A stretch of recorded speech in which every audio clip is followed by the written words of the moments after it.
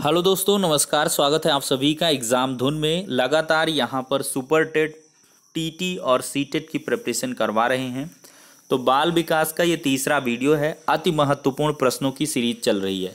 अभी हम प्रश्नों को डिस्कस करेंगे, फिर इसके बाद जब सब्सक्राइबर बेस बढ़ेगा, लोगों का इंटरेस्ट क्रिएट होगा, तो हम अपने जादुई छड़ियों को घुमाना शुरू करेंगे। उसमें आपको super fast revision series, top most जो फैक्ट्स हैं उनकी सीरीज लाएंगे। क्योंकि अभी क्या है कि सबको कम से कम पहले मेंटली प्रिपेयर कर दिया जाए। तो उसके लिहाज से चलिए, हर एक वीडियो बेनिफिशियरी है। जो भी देख रहे हैं पूरा वीडियो को देखें तो अवश्य आपको बहुत सारी चीज़ें यहाँ से मिलने वाली हैं। तो चलिए, और एक बात और है कि इसमें कुछ सक्रिय सब्सक्राइबर्स हैं, वो हर एक क्वेश्चन को क्या करते हैं, कमेंट करते चले जाते हैं जवाब में। तो वो बहुत ही अच्छा लगता है। ऐसा और लोग भी करें, सेल्फ असेसमेंट करें। आपका जो कमेंट सेक्शन है वो हमेशा के लिए खुला रहता है। ठीक है दोस्तों, तो चलिए शुरू करते हैं। पहला क्वेश्चन है, किस मनोवैज्ञानिक के अनुसार सीखने का मतलब ज्ञान निर्माण है? तो अगर देखें तो जीन पियाजे ने ऐसा कहा है कि सीखने का तात्पर्य ज्ञान का निर्माण करना है।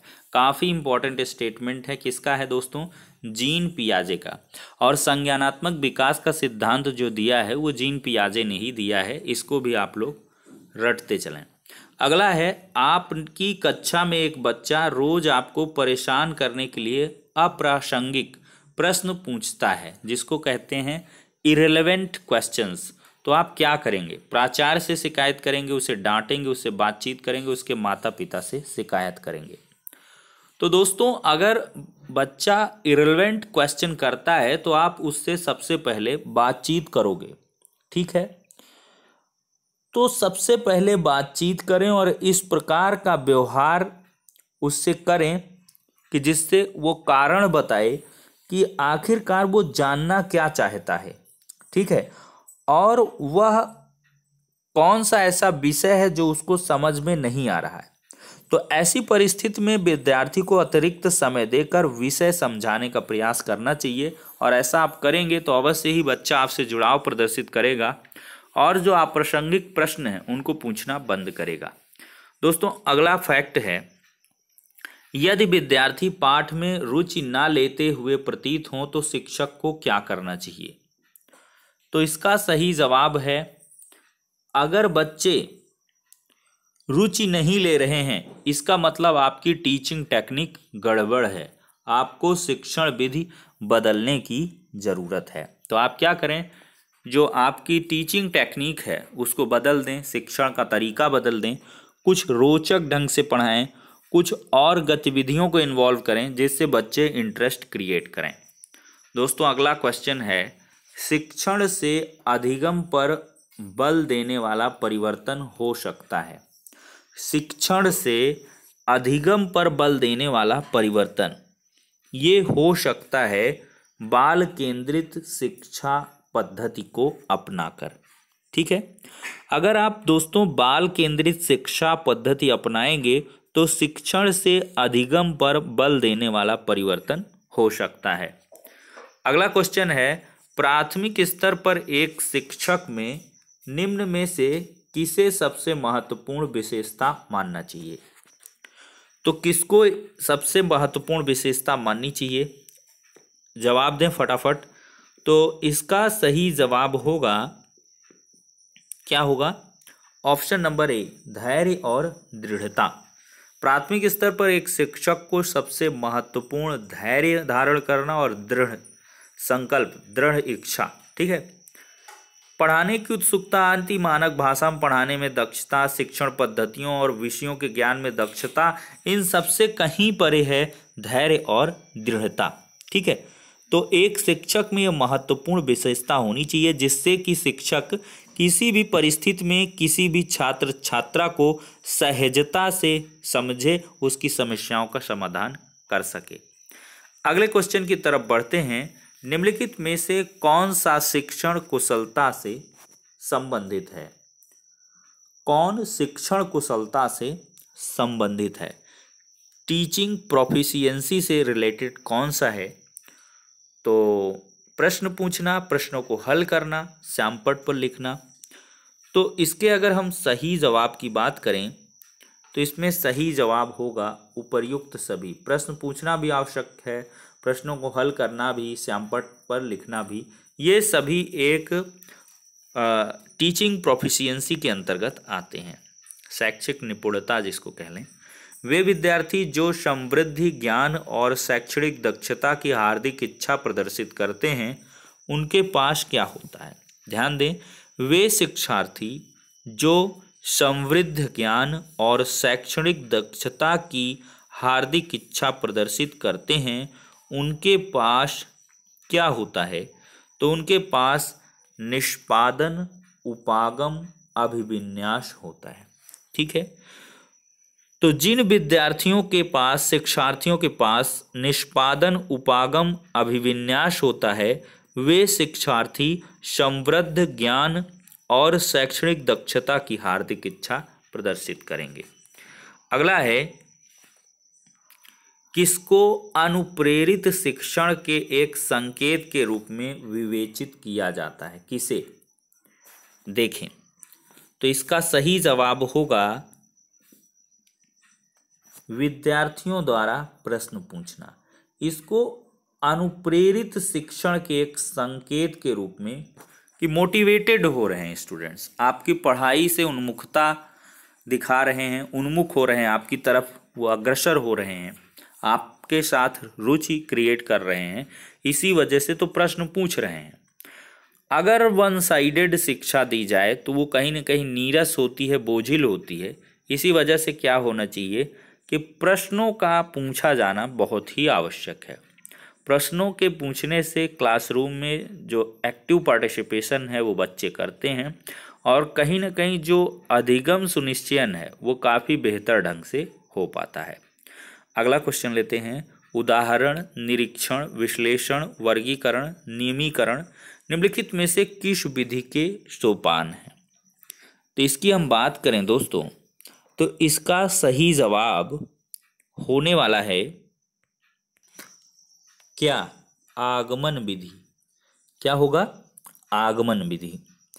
तो आगमन विधि की अगर हम बात करें तो इसमें उदाहरण दिया जाता है, निरीक्षण, विश्लेषण, वर्गीकरण और नियमीकरण किया जाता है।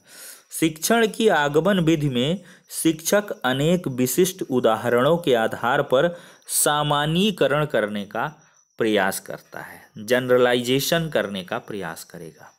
ठीक है, तो जिसमें उदाहरण दिए जाएंगे वो आगमन विधि है, और जिसमें नियम, कायदे, कानून बनाए जाएंगे, बताए जाएंगे, वो निगमन विधि है। जैसे संज्ञा की परिभाषा बच्चों को बतानी है, अगर आप संज्ञा की डेफिनेशन पहले बताते हैं, फिर बाद में उदाहरण देते हैं कि किसी व्यक्ति, वस्तु, स्थान आदि के नाम को संज्ञा कहते हैं, आपने नियम बताया पहले, तो ये क्या है? निगमन विधि है। ठीक है, और अगर आपने पहले उदाहरण दिया राम का, पहाड़ का, नदी का, ठीक है, तो ये आगमन विधि हो जाएगी। तो नी से निगमन और आ से आगमन, आगमन में उदाहरण है, निगमन में नियम है। अगला है, बहुत बार ये पूछता है सीटेट में, शिक्षण हेतु मानसिक उद्वेलन प्रतिमान का प्रयोग निम्नलिखित में से किसके सुधार हेतु किया जाता है? ठीक है, तो इसका सही जवाब होगा सृजनात्मकता, क्रिएटिविटी में। शिक्षण हेतु जो मानसिक उद्वेलीकरण है, यानी कि ब्रेन स्टॉर्मिंग मॉडल, वो सिर्फ क्रिएटिविटी में ही आएगा। ठीक है, ब्रेन स्टॉर्मिंग अप्रोच या ब्रेन स्टॉर्मिंग मॉडल, मानसिक उद्वेलन प्रतिमान। ठीक है, अगला लेते हैं। निम्नलिखित में से कौन सा तरीका विज्ञान विषय को समझाने के लिए उच्च प्राथमिक स्तर पर उपयुक्त नहीं है? कौन से स्तर पर? उच्च प्राथमिक स्तर पर। देखें, ऑप्शन आप देख रहे हैं, कमेंट में फटाफट जवाब दें। हम बता रहे हैं इसका, अमूर्तता के द्वारा विषय को सीखना। ठीक है, अमूर्तता के द्वारा अगर विषय को आप सिखाएंगे तो ये उच्च प्राथमिक स्तर पर एक जो है सही अप्रोच नहीं है, क्योंकि अगर विज्ञान को आप, अमूर्त का मतलब क्या है, जिसको आप देख नहीं सकते हो, ठीक है, तो वो क्या है, उतना एक कह लें कि गहरा प्रभाव बच्चों पर नहीं डालेगा। ठोस द्रव गैस को आप पढ़ा रहे हो, ऐसे ही हवा हवाई पढ़ाओगे तो बच्चा नहीं समझ पाएगा। लेकिन सॉलिड के अप्रोच को समझाने के लिए कोई ठोस वस्तु लेकर, द्रव के अप्रोच को समझाने के लिए दूध, तेल, पानी को लेकर समझाएं, और गैस के लिए एलपीजी गैस ले सकते हो, वातावरण की जो गैसें उनको ले सकते हो, तो वो ज़्यादा गहरा इम्पैक्ट पड़ेगा, ठीक है। जो मूर्त है, जिसको वो देख सकें, तो वो ज़्यादा कारगर होगा 6 to 8 के लिए। हायर क्लास में आप पढ़ाएं, ठीक है, कोई दिक्कत नहीं है।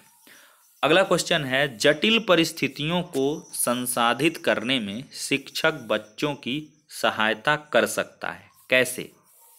4 विकल्प आपको नजर आ रहे हैं और इसका सही जवाब होगा, कार्य को छोटे हिस्सों में बांटने के बाद निर्देश लिखता है।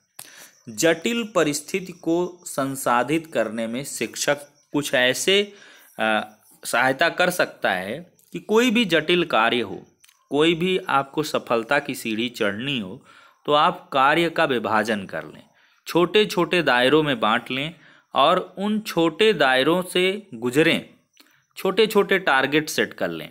तो इसमें यही कहा कि कार्य को छोटे हिस्सों में बांटें और इसके बाद इंस्ट्रक्शंस लिख दें कि ये इस तरह करना है, तो अवश्य ही जटिल परिस्थितियों को भी संसाधित बच्चे कर लेंगे, उनका भी समाधान खोज लेंगे। अगला है, निगमनात्मक तर्कणा में क्या शामिल है, ठीक है, तो इसका सही जवाब होगा सामान्य से विशिष्ट की ओर तर्कणा। ये निगमनात्मक तर्कणा है, ठीक है, ठीक है। मैंने जो निगमन विधि बताई, ठीक है, नियम, तो सामान्य से विशिष्ट की ओर अगर तर्कणा करोगे आप, तो ये निगमनात्मक तर्कणा के अंतर्गत आएगा। अगला प्रश्न है, यदि कुछ विद्यार्थी कक्षा में अध्ययन की चित्त वृत्ति में नहीं है तो आप क्या करेंगे? अध्ययन की चित्त वृत्ति में वो अगर नहीं है तो आप क्या करेंगे? उन्हें उनकी रुचि अथवा आप अपने विषय के अनुरूप रुचिपूर्ण चीज़ों को बताएंगे। इंटरेस्ट नहीं क्रिएट हो रहा, कुछ ऐसा लाएं जिससे उनमें इंटरेस्ट जगे, ठीक है। अगर कुछ विद्यार्थी कक्षा में अध्ययन की चित्तवृत्ति में नहीं है, वो पढ़ना ही नहीं चाहते हैं, तो कुछ ऐसा करिए कि क्या हो, रुचि बढ़े, इंटरेस्ट क्रिएट हो, ठीक है। अगला है, कक्षा में अनुशासन बनाए रखने के लिए सर्वाधिक प्रभावशाली उपाय क्या होगा? 4 विकल्प आपको दिख रहे हैं। तो कक्षा में अगर आपको डिसिप्लिन मेंटेन करना है तो ऐसे में शिक्षक को रोचक एवं व्यवहारिक तरीका बनाना होगा। देखिए इसमें क्या है, आप समझ लें, सीटेट में अगर आप बच्चे को जान गए, बच्चे को समझ गए, तो आप पूरा पेपर उधेड़ दोगे, ठीक है। सीटेट के ये कुछ क्वेश्चंस हैं, तो सीटेट में हमको बच्चों को ही सर्वोपरि मानना है। कुछ भी हो, टीचर को गला कटाना पड़ जाए तो गला कटवा देगा, लेकिन बच्चा वहाँ पर आपको सही मानना है कि बच्चा ही सही है। तो आइडियलिस्टिक अप्रोच के तहत प्रश्नों को हल करें। जो आदर्शवादी विचारधारा कह लें, आदर्श माने व्यवहारिक रूप में भले नगाड़ा पिटता हो, लेकिन यहाँ पर व्यवहारिक रूप में खेल गतिविधियाँ, रोचक गतिविधियाँ, दुनिया भर का जो भी तामझाम वाला विकल्प मिले आप उसी को समझें। अगला है, संप्रेषण के प्रमुख घटक क्या हैं? संप्रेषण is like as communication, communication को संप्रेषण कहते हैं। वैचारिक आदान प्रदान जहाँ पे होता है तो ये संप्रेषण है। तो संप्रेषण में दोस्तों प्रेषक भी होना चाहिए, प्रापक भी होना चाहिए और माध्यम भी होना चाहिए, ठीक है। संप्रेषण में क्या है, लेने वाला, देने वाला और लेने देने के बीच का माध्यम, मीडियम, ये सभी आवश्यक है, ठीक है। ये होता है संप्रेषण।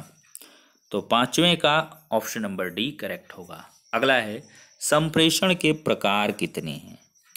तो संप्रेषण दोस्तों 2 प्रकार का होता है। एक तो होता है व्यक्तिगत संप्रेषण और एक होता है सामूहिक संप्रेषण, ठीक है। ये 2 प्रकार इसके होते हैं। अगला है सामूहिक संप्रेषण, जो समूह में संप्रेषण हो उसका क्या गुण होना चाहिए। तो इसका सही जवाब लेते हैं। सामूहिक संप्रेषण, इसका सही जवाब क्या होगा, उपर्युक्त सभी होगा। यह विधि सरल और सस्ती है, छात्रों के व्यवहार कुशल बनाती है, छात्रों में नेतृत्व कुशलता का विकास करती है। संप्रेषण का वास्तविक अर्थ पूछा है। संप्रेषण का वास्तविक अर्थ क्या है, तो दोस्तों इनमें से कोई नहीं है। सूचना को भली प्रकार से प्रेषित करना ये वास्तविक अर्थ नहीं है। सूचनाओं पर भाषण देना ये सब तो है ही नहीं, ये तो फर्जीवापना है। तो जो वास्तविक अर्थ है इनमें से कोई नहीं है। ठीक है। संप्रेषण का अगर हम वास्तविक अर्थ बताएं तो एक व्यक्ति द्वारा दूसरे व्यक्ति को सूचनाओं एवं संदेशों को भेजना तथा प्राप्तकर्ता द्वारा उन्हें ठीक और सही अर्थ में समझना, जिस रूप और अर्थ में संप्रेषक चाहता है, ये क्या होना चाहिए, वास्तविक अर्थ होता है इसका। जो हम जिस रूप में देना चाहते हैं दूसरा उसी रूप में उसको ले ले, तो यही है संप्रेषण। अदरवाइज संप्रेषण सफल नहीं रहा, उसका वास्तविक अर्थ जो है वो नहीं सिद्ध हो पा रहा है। अगला क्वेश्चन लेते हैं। संप्रेषण कार्य होना चाहिए, स्पष्ट हो, विश्वसनीय हो, समयबद्ध हो, भैया सब होना चाहिए। भारतवर्ष में प्राइमरी शिक्षा किस पर बल देती है। भारतवर्ष में प्राइमरी जो एजुकेशन है वो किस पर बल देती है, बोध का विकास करने पर। किस पर, बोध का विकास करने पर। ठीक है, तो ये इसका सही जवाब होगा। बालकों को किसी भी स्तर या कहीं पर शिक्षा दी जाती है तो उसका मुख्य लक्ष्य बालकों की बौद्धिक क्षमता का विकास करना है। बोध का विकास मतलब बौद्धिक क्षमता का विकास। शिक्षण एक प्रक्रिया है, 4 विकल्प यहाँ पे दिए हैं। शिक्षण एक कैसी प्रक्रिया है, शिक्षण अधिगम का सरलीकरण करने की। ठीक है। अगला है शिक्षा के 2 उद्देश्य क्या हैं। शिक्षा के 2 उद्देश्य क्या हैं, तो बालकों में विषयों का ज्ञान व उसका मानसिक विकास करना, ये 2 मेन उद्देश्य हैं। दोस्तों निम्नलिखित में से कौन सी संज्ञानात्मक क्रिया दी गई सूची में विश्लेषण के लिए प्रयोग में लाई जाती है। तो इसका सही जवाब यहाँ पर होने वाला है अंतर करना। ठीक है, किसी भी सूचना में अंतर करना या विभेद करना संज्ञानात्मक क्रिया के अंतर्गत आता है। ठीक है, इसका सी ऑप्शन करेक्ट होगा। तो इसी के साथ हमने इस पीडीएफ को डिस्कस कर लिया है और अब नेक्स्ट वीडियो मिलते हैं, तब तक के लिए शुक्रिया, धन्यवाद।